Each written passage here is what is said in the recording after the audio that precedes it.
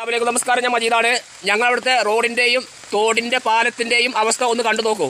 കാരണം 3-4 കൊല്ലമായി ഈ തോടിൻ്റെ ഈ പാലം പൊളിഞ്ഞാടാനായിട്ട് വെച്ചാൽ നിൽക്കുന്നത്.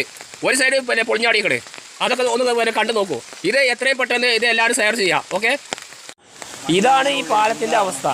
ഞാനിത് വീഡിയോ എടുക്കാൻ പൂതിയുണ്ടായിട്ട് വീഡിയോ എടുക്കാമല്ല, കാരണം എനിക്കിപ്പോൾ പനിയും ജലദോഷമുണ്ട്.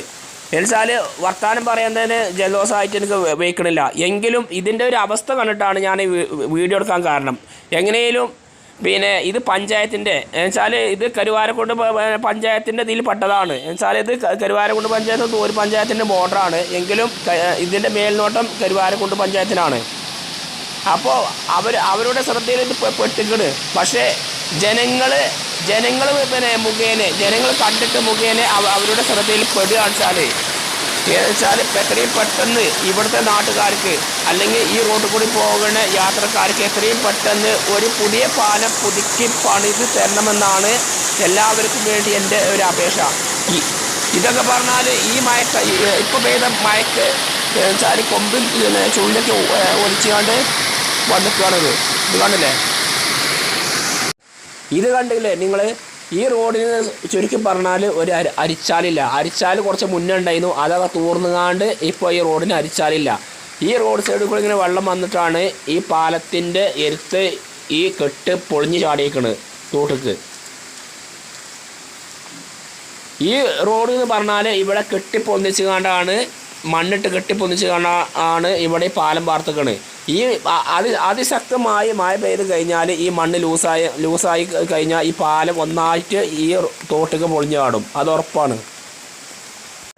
ഇനി എൻ്റെ നാട്ടുകാരായ കിളിക്കുന്ന് കൊയ്ത്തക്കുണ്ട് ഇല്ല ജനങ്ങൾ അറിയാൻ വേണ്ടിയാണ് ഈ മഴയത്ത് ഇങ്ങനെ വീഡിയോ എടുത്തുകൊണ്ട് ഇടാൻ എനിക്ക് ഭ്രാന്ത് ഉണ്ടായിട്ടല്ല.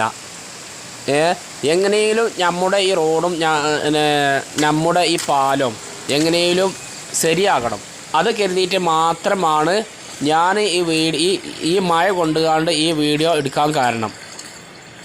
ഇത് കണ്ടില്ലേ, നമ്മളെ റോഡ് കണ്ടില്ലേ നിങ്ങൾ? നമ്മളെ പ്രത്യേകിച്ചും നമ്മുടെ പാലം.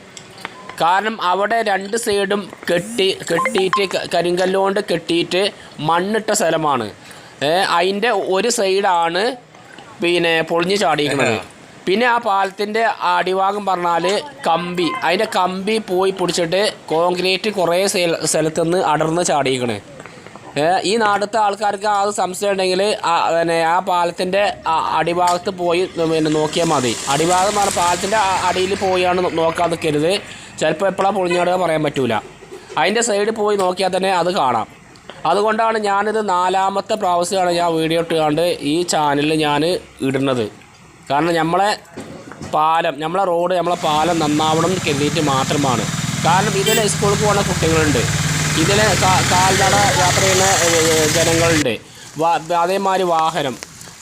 ഇതിൽ ഈ റോഡ് അറിയുന്ന വാഹനം ഉണ്ടാവും, അറിയാത്ത വാഹനമൊക്കെ ഇതിൽ പോകുന്നുണ്ട്. എൻ്റെ വീഡിയോസ് കാണുന്ന നിങ്ങൾ ലൈക്ക് ചെയ്യണമെന്നും ഞാൻ പറയുന്നില്ല, അതേമാതിരി കമൻറ്റ് ചെയ്യണമെന്നും ഞാൻ നിർബന്ധം പറയുന്നില്ല. പക്ഷേ മാക്സിമം നിങ്ങൾ ഷെയർ ചെയ്യുള്ളൂ. കാരണം നമ്മുടെ നാട്ടിലെ റോഡിൻ്റെ പാലം നന്നാകാൻ വേണ്ടിയാണ് ഞാൻ ഈ മഴ കൊണ്ടുകാണ്ട് എനിക്ക് കഫക്കെട്ടാണ്. അതൊന്നും വക വെക്കാതെ ഞാൻ ഈ വീഡിയോസ് എടുക്കാൻ കാരണം. അപ്പോൾ മാക്സിമം നിങ്ങളൊന്ന് ഷെയർ ചെയ്യാം. ഓക്കെ.